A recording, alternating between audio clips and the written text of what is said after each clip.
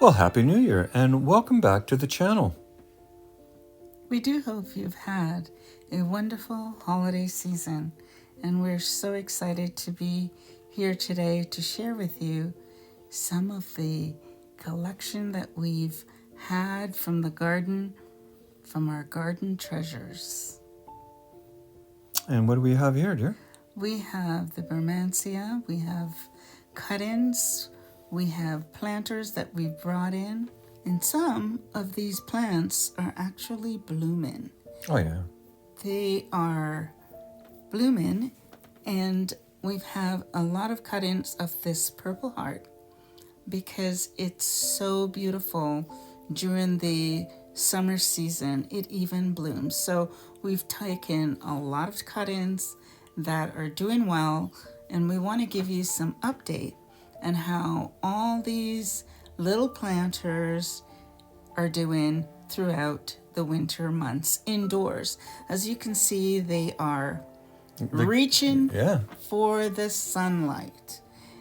They are by a sunny window in the living room, and they are stretched a little bit, but we're trying to keep them hydrated during this time. January can get very dry inside the house, so we've made an effort, and look at this bloom. It's just gorgeous. That's a westerly exposure, all that sunlight. Yes, that's sunlight. And so this is an orchid that actually it's sprouting a new leaf for me. And we've had this orchid now for 4 years. It usually does very well in the greenhouse in the summer months. We also have some clippings of coleuses and Hoya, as well as a variety of different vines, such as this ivy. And it's been a challenge. It's been a little bit of a challenge to keep these plants separated in pots. And hydrated. It looks like you really got to spray them down. Well, because of you want to create some kind of humidity in the house. And they are in pots, so they will dry out just like they do in the garden in the summertime. So you need to be really vigilant in keeping them moist and keeping the soil moist throughout the winter season. So we have a variety of different watering cans around the house and keeping them indoors. And this is a lovely anthurium, and it's blooming. Colorful. There's 2 different colors on one plant. This is also a begonia. It's 3 years now. I was confused. I thought it was a coleus. No, it's a begonia. And this is our 3rd year bringing it in from the garden. One of the things that I love to do is to bring samples of these plants in. They save you a lot of money come spring, so you can use them in your planters. You can use them as spillers and fillers. This is actually a sweet potato vine. And instead of keeping just the tubers this year, I actually kept the plant as well. And so they're doing well in the kitchen because this is a very sunny window, although we've had a lot of gray days. And above all that is this hanging plant. We have more Hoya hanging. The fern is also a wonderful little treasure that was outside all summer long by the gate. And now we've hit snow. Finally. It's now January 9th, and we've had our very first snowfall. And this ornamental grass I've never had before, so it'll be very interesting. I've left it out as an experiment because it's done so well so far. Seems to love it. So now, as we move into the January season, we need to add how the roots of some of our cut-ins are doing. Quite well.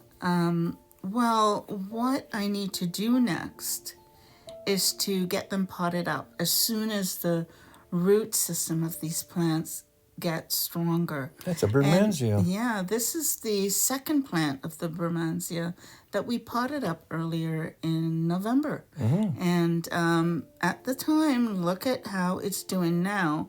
We cut it right down, and it doesn't need a whole lot of light. This is our peace lily. It's struggling. However, again, we're keeping the soil moist. Keeping in mind that a lot of these plants came from the garden to the greenhouse to indoors. So we've had to trim back and take cut-ins. And here we're looking at some ivy that I'm trying to winter over for again the next season for our winter containers for spillers. Oh, I see. What a fancy setup in the kitchen we have here. As you can see, the purple heart and the Hoya are setting root in the vase there. And when we designed this kitchen, we definitely kept the garden in mind. I wanted to have the plants as a part of our vignette. So therefore, the shelving was designed to accommodate our garden treasures. Even the highest plant gets light from the window to the left there. Yes, and although the Hoya doesn't need a lot of light, however, it's nice to have a place to put all our garden treasures throughout the winter season. It's always great. Looks good. And coming up next is our edible garden treasures. The peppers took so long this year, but they were so worth it. And the basil. And yep, I really enjoyed them. Crispy, crunchy. Put them in salad and everything. We harvested about 12 cups of grapes this year. Absolutely yummy, yummy for my tummy.